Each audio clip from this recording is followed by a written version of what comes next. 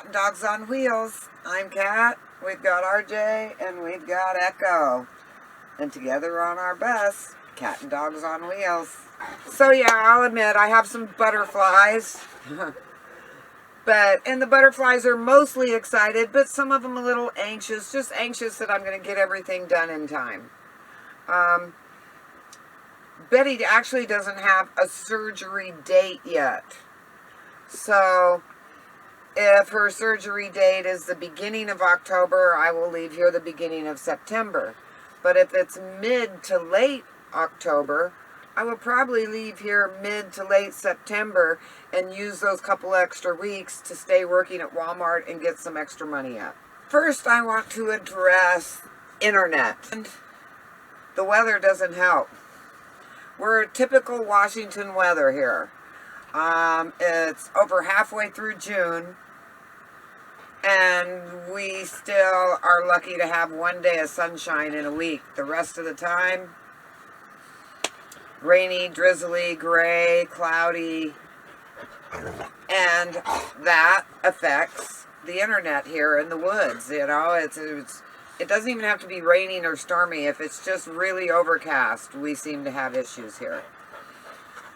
So, and I was also worried about that because I'm taking off in September for a 1,500-mile trek down to Arizona. I'm going to take a month and weave my way down. But I'm very concerned about having internet. We're having some fun here.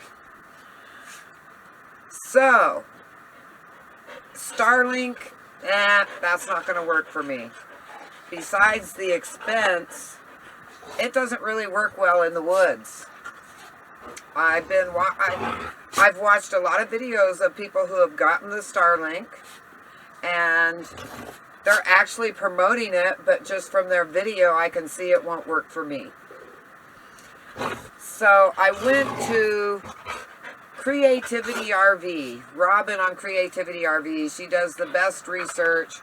She is sort of my guru as far as her and Hobotech, as far as electronics and things like that. Now, Robin uses Nomad internet, and she did a review on that comparing it to Starlink. I already knew Starlink wouldn't work for me. I'm going to try Nomad internet. Now, I'm going to get it while I'm here because I'm desperate for internet. So next payday, I'm going to get the Nomad internet and see how that works. Hopefully that works. Great reviews. Robin has internet wherever she goes and she camps remote. All you have to do is be within cell service. Because they run the internet, it's unlimited data on off the cell towers instead of off satellites. I'm sort of excited. I'm hoping it works for me and that I finally have a regular internet so that I can actually access the internet and put out videos. You know, I'm thinking, you know, the dogs are in pretty good shape. Yeah. Training's doing okay. I think I'll be able to keep everybody under control on the road. I got my road atlas because we don't always have cell service. And if I'm going somewhere and depending on my maps, my GPS maps, and then I can't get a hold of it, I need to be able to continue with this. This has also been good for planning routes because I can actually see the full spectrum. I've added some apps now, and that it was sort of hard to pick the apps. For one, most of the travel apps about camping, free camping, you know, RV parks, those are mostly put together by people using it. Like, they give you a review because they've been there. It gets listed because someone's been there. And most of those reviews are old. The majority of the reviews in those apps are from 2019, and you know how everything changes quickly in the forest, everywhere. You know, and then you've got the current fires. So, I've got the free parking app, I've got Overlander and RV Parky. Now, and the ones that do have some current ones, the current ones aren't that good of reviews. So it's more like I'm sort of going to be exploring mostly on my own. Now, as far as the national forests, I'm in the process. I look up the national forests that it looks like I'm going to be going through or be close to, and I'm going to get those individual forest maps so I can have the forest roads on there. And even that isn't going to tell you where you can go or what roads are passable with a bus or an RV. So the plan is, before I hit a national forest, I will call the rangers. I will talk to someone. I will find out where camping is allowed, if there's any places that are closed. So, because I do plan on more boondocking rather than campground. That brings me up to the power issue. Up to this point, I've had the luxury of a base camp. First at my sister's and now here. So, even though we don't have sun, there's no way solar charging of your power stations is happening here. Not right now. And never did all through winter.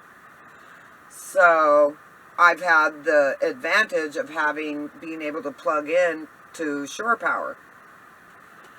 And so I've been able to top everything off. You know, I sort of know how long everything lasts. But I also knew I was going to need more power. And I was worried because I have, one of the drawbacks of my portable panels, they're not on the roof, so when I'm driving, there's no charging. Other than I have one cigarette outlet that I could plug one of my power stations in, but that's a very slow charge. So it's not like I'm going to be topping everything off by driving. And I don't have the solar panels on the roof, so my charging of my power stations is going to be when I'm parked. Now, hopefully, where I'm going, I hear that most everywhere else you guys have sunshine. So, I should be able to, when I stop, and I plan on, I'm not going to be driving 8 hours a day. You know, I plan on driving maybe like 4 hours a day.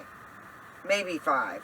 And if I start early enough, that way I'll be camped, I can do solar charging in the afternoon.